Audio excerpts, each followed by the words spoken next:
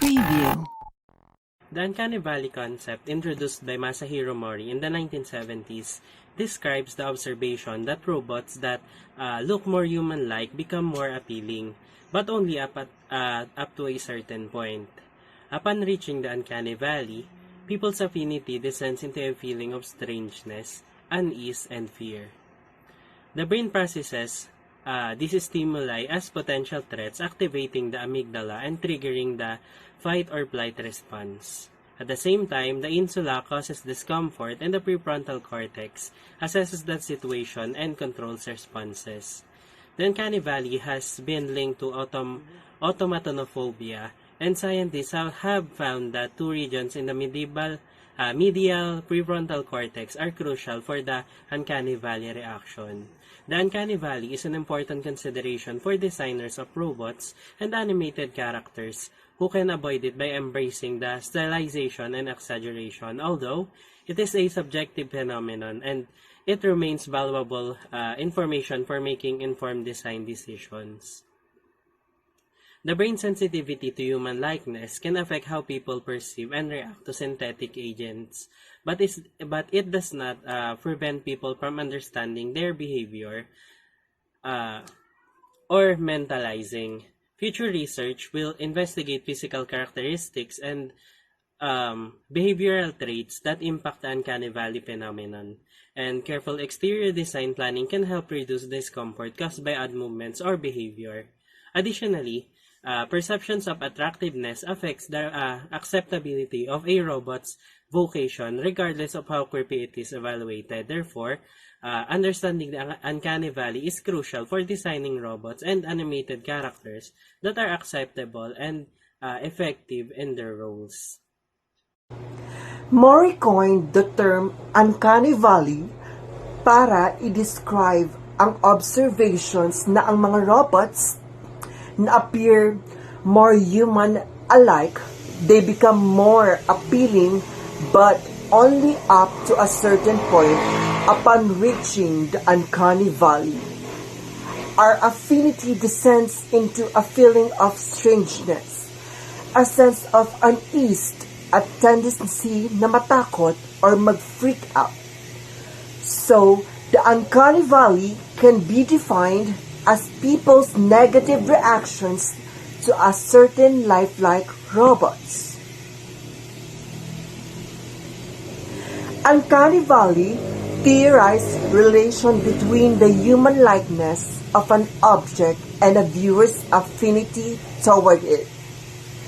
The hypothesis originated in a 1970 essay by a Japanese roboticist, Masahiro Mori, in which he proposed that as human likeness increased in an object's design, so does one's affinity for the object, but only to a certain point.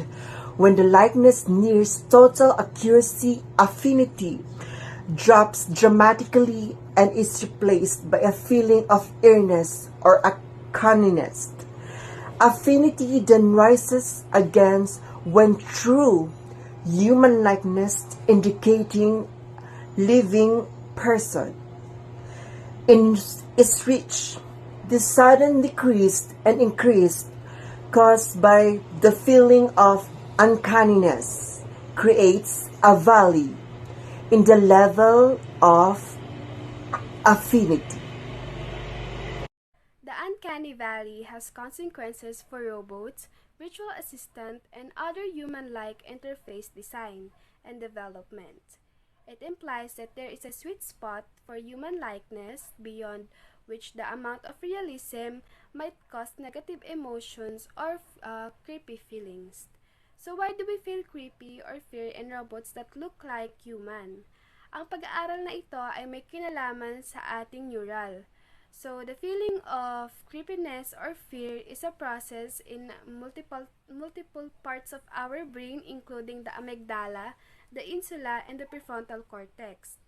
And for a recap, the amygdala is a small almond-shaped structure in the brain that is responsible sa pag-processing ng ating emotions, kasama na dito ang fear. It is activated when we encounter something that we perceive as a potential threat, and it triggers the fight or flight response. The next is the insula. It is part of the brain that is involved in processing emotions and sensations. It is responsible for detecting internal bodily states and processing our sense of self-awareness. When we encounter something that feels creepy or unsettling, the insula is activated, leading to a feel of discomfort and unease. The last is the prefrontal cortex. Ito ay parte ng ating utak na responsible for higher cognitive functions including decision making and problem solving. It is also involved in regulating emotions and controlling our response to external stimuli.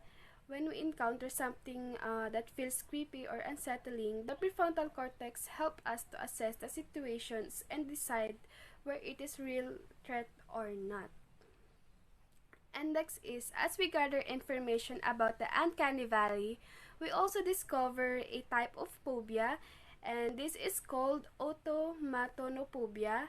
It's a fear of human-like figures such as mannequins, wax figures, statues, dummies, animatronics, or robots. But of course, before we can diagnose a person with phobia, it is necessarily to go through studies and mga credible professionals lamang ang mga gumagawa nito. And next is, does the Uncanny Valley have anything to do with our neurological system? And how was it discovered by the scientists?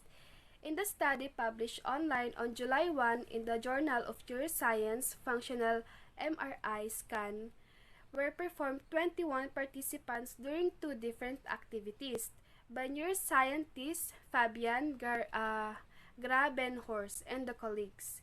In the first test, participants rated the likable and human-like of several images, including people, synthetic humans, androids, humanoids, and mechanoids robots. The participants were then asked to choose which of these agents they would trust to choose a unique gift for them, a gift that human would enjoy receiving.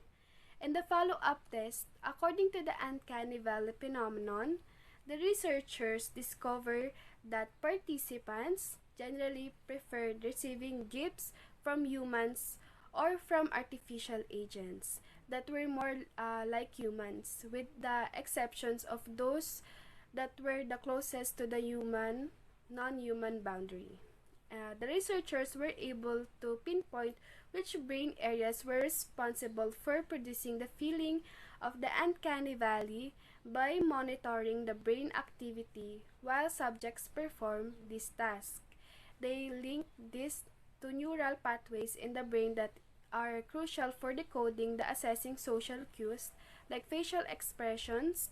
By altering their activity, the more human-like an artificial agent become. Some brain of regions in the visual cortex which may decode visual images recorded how human-like the image were, in effect of creating a spectrum of human likeness. The medial frontal cortex is a wall of neural tissues that is located in the midline of the front lobe, where the left and right hemisphere of the brain converge. The previous study have demonstrated that this area of the brain has a general valuation system that evaluates the variety of stimuli. For instance, they have demonstrated that this region of the brain signals the reward value of enjoyable high-fat milkshake as well as the social stimuli like pleasant touch. Two separate regions of the medial frontal cortex were found to be crucial for Uncanny Valley in the current investigation, with activity in this region overemphasized the distinction between human and non-human stimuli, reacting most of strongly to human agent and much less to artificial agents. One part of transform the human likeness signal to human detection signals. The ventromedia prefrontal cortex, which makes up the second component, combines the signal with likability assessment to create a distinct activity pattern that closely resemble to the uncanny valley reactions. If you are designing robots or animated characters, it is important to keep an uncanny valley in mind. While creating a realistic human-like appearance can be impressive, it is important to understand that there is a point where the character's likeness become too realistic, leading to discomfort and even revolution from the audience. Therefore, it is essential to strike a balance between realism and stylization when designing a characters. One way to avoid uncanny valley is to embrace stylization rather than realism. By exaggerating certain features, designers can create characters that are clearly not human and therefore avoid triggering the negative emotional response that comes with the uncanny valley. The concept of the uncanny valley has been widely discussed and debated since it was first proposed. In 1970s, one criticism of the uncanny valley is that it is a subjective phenomenon that varies from person to person.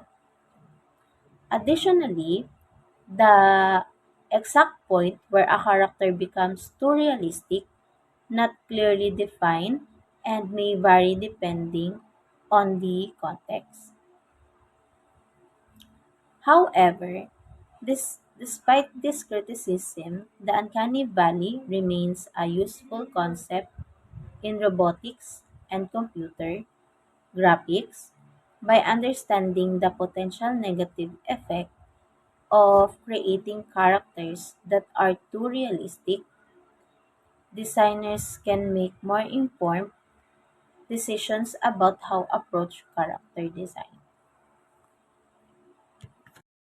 So the uncanny valley is an intriguing and not well understood phenomenon. Robots will become more prevalent in our daily lives as robotics develop and the world's population ages. Their actions, movements, and emotions might seem strange to users, making them feel rejected and uneasy. Uncanny Valley has developed into a growing area to a research into the perception of artificial agents, both from behavioral and neural perspective. According to Uncanny Valley, a synthetic agent's appearance can affect how the perceiver to react to it. This study demonstrated that stimuli with an inadequately human-like look can cause reduced activation in the brain regions involved in social visual processing. However, the brain sensitivity to human likeness does not prevent people from understanding the behavior of people who are partially human, nor does it prevent people from mentalizing or interpreting the behavior of others based on inferring their internal states.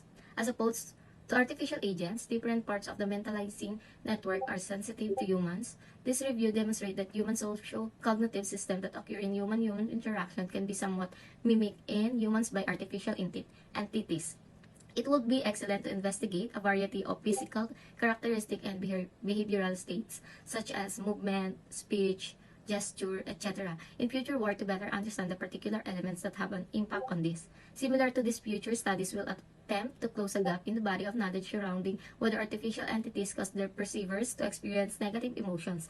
Another noteworthy finding is that regardless of how creepy the robot was evaluated, perception of its attractiveness had a significant impact on the acceptability of its vocation. And furthermore, be carefully planning the external design. It will be possible to reduce any uncanny valley phenomenon brought on by odd motions and behaviors.